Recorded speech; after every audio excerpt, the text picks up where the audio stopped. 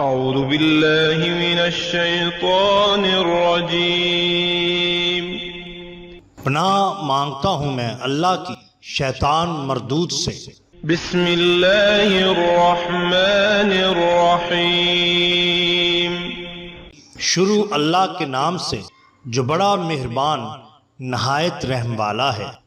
The bottom line کے ناظرین اکرام، السلام علیکم۔ محترم ناظرین، ہم اپنی آج کی ویڈیو میں حضرت سائیں کتیاں والی سرکار مجذوب کا احوال آپ کے سامنے پیش کریں گے، جو یقیناً آپ کے لیے دلچسپی کا باعث ہوگا۔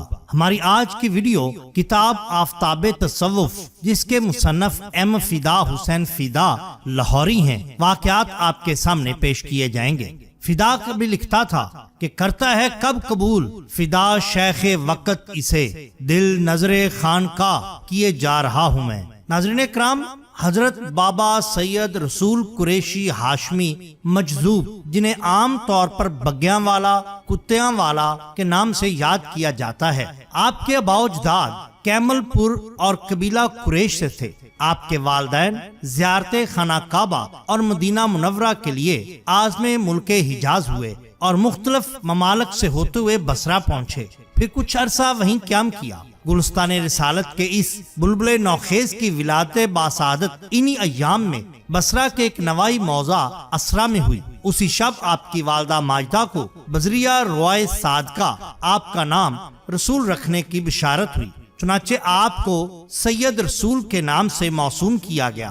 آپ کی ولادت اگرچہ آپ کے والدین کے لیے بے پناہ خوشیوں اور مسرتوں کا باعث ہوئی، لیکن 40 دنوں ہی کے بعد اپنی والدہ کی آغوش شفقت سے ہمیشہ کے لیے محروم ہو گئے۔ بصرہ کے بعد آپ کے والدین نے مختلف علاقوں کا سفر کیا، بغداد شریف بھی پہنچے۔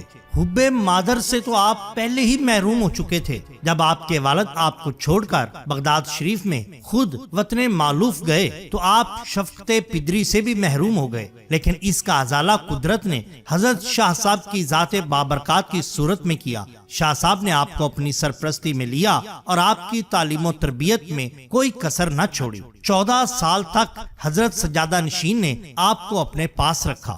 آپ کو حضور سید غوث اعظم پیران پیر دستگیر سید عبد القادر جیلانی رحمت اللہ تعالی علیہ سے انتہائی محبت اور عشق تھا، اور اسی عشق کی بدولت آپ پر جذب و مستی طاری ہو گئی اور آپ اپنا ہوش کھو بیٹھے۔ اس کے بعد آپ بمبئی میں یعنی ہندوستان آئے اور ہندوستان میں کافی عرصہ گزارا۔ کچھ عرصہ آپ نے حضور داتا سرکار حاضری دی، اور اس کے بعد پھر آپ پاک پٹن شریف درگاہ حضرت بابا فرید الدین مسعود گنج شکر رحمت اللہ تعالی علیہ بھی تشریف لے گئے۔ وہاں پر آپ منت مزدوری کرتے رہے اور در فرید پر پڑے رہتے تھے۔ جذب و مستی اپنے عروج پر تھی۔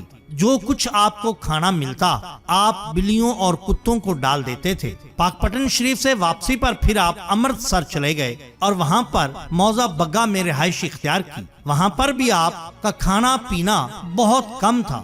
جو کچھ آپ کو ملتا آپ کتوں کو ڈال دیتے تھے، اور کتوں سے آپ کا خاص انس ہو گیا، اس لیے آپ سائیں بگیاں والا یا پھر سائیں کتیاں والا کے نام سے مشہور و معروف ہوئے۔ بعض علماء کرام نے اس نام پر اعتراض بھی کیا، لیکن جب آپ نے اصحاب کہف کے کتے جو کہ جنتی ہے، اور اس کے علاوہ تصوف میں کتے کو صابر کا لقب دیا گیا ہے، اس قسم کے بحث ان لوگوں کے ساتھ کی تو پھر وہ لوگ خاموش ہو گئے۔ یہاں پر ایک اور واقعہ بھی پیش آیا۔ ہوا کچھ یوں کہ اس زمانہ میں موضع رن گڑھ متصل اٹاری ضلع امرتسر میں علماء اسلام کا ایک تبلیغی اجلاس ہوا۔ جلسہ کے اختتام پر چند آدمی ان علماء حضرات کو ملے اور ان کو حضرت سائیں سید رسول عرف سائیں بگیا والا کے خلاف بھڑکایا کہ موضع بگا میں ایک فقیر رہتا ہے اور وہ شریعت کے سراسر خلاف عمل کرتا ہے اور کتوں کے ساتھ بیٹھ کر کھاتا پیتا ہے، جس سے گاؤں کے تمام مسلمان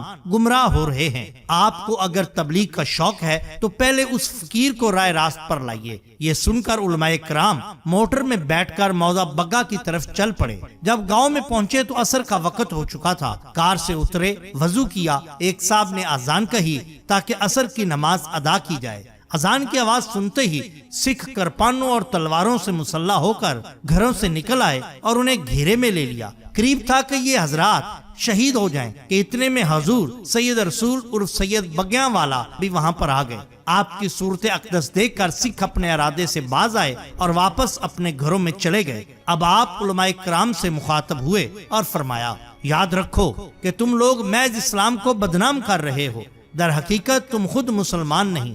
جو شخص خود مسلمان نہیں وہ کسی دوسرے کو کیسے مسلمان کر سکتا ہے؟ تم صرف نام کے نمائشی مسلمان ہو۔ اگر تم حقیقی مسلمان ہوتے تو یہ لوگ تم پر حملہ آور ہونے کی جرت تک نہ کرتے۔ اللہ تعالیٰ کا لاکھ لاکھ شکر ادا کرو کہ تمہاری جانیں بچ گئیں اور اب تم صحیح سلامت اپنے اپنے گھروں کو لوٹ سکو گے۔ پہلے خود کو بدلو پھر تبلیغ اسلام کرنا۔ اور یہ لوگ جو تمہاری اذان سن کر تلواروں اور کرپانوں سے تم پر حملہ کرنے لگے تھے، اپنے ہاتھوں سے یہاں دیکھنا ایک مسجد تعمیر کریں گے۔ یہ سن کر ان علماء کی حیرت کی کچھ انتہا نہ رہی اور یہ اپنا سا منہ لے کر واپس لوٹ گئے۔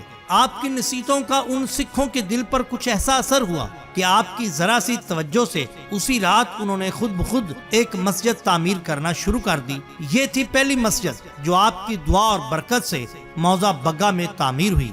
بعد میں مسجد کے گرد کافی کھلی جگہ چھوڑ کر چار دیواری بھی بنا دی گئی اور چار دیواری کے اندر ایک اسلامی پرچم بھی لہرایا گیا۔ اس سے پہلے آپ گردنوا کے لوگ سائیں بگیاں والا اور بعض سائیں کتیاں والا کے نام سے خطاب کیا کرتے تھے، لیکن اب جب اسلامی جھنڈا لگ گیا تو اب آپ سائیں جھنڈیاں والا کے نام سے مشہور ہو گئے۔ جوں جوں آپ کی ذات اقدس سے گاؤں والوں کو فیض پہنچتا رہا، آپ کی کرامات کا دور دور تک چرچا ہوتا گیا۔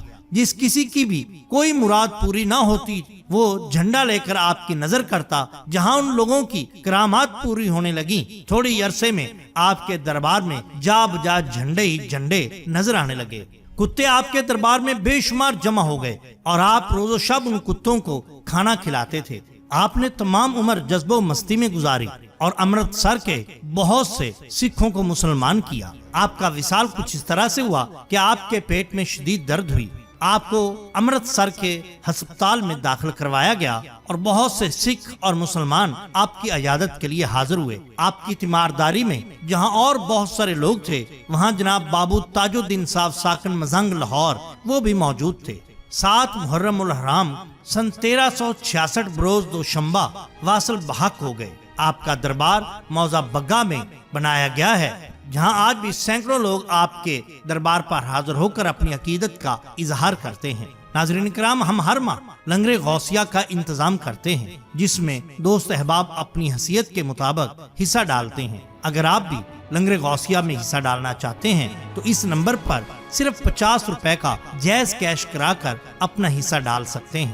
اگر آپ کو ہماری یہ ویڈیو پسند آئی ہو تو لائک کیجئے، سبسکرائب کیجئے ہمارے چینل دا باٹم لائن کو، تاکہ ہم آپ کے لیے اور بھی بہترین ویڈیوز لا سکیں۔ اپنے دوستوں کا، گردنوا کے لوگوں کا بہت خیال رکھیے۔ اللہ اور اللہ کے رسول صلی اللہ علیہ وسلم سے بے حد محبت کیجئے۔ آپ کا بہت شکریہ۔ اللہ حافظ۔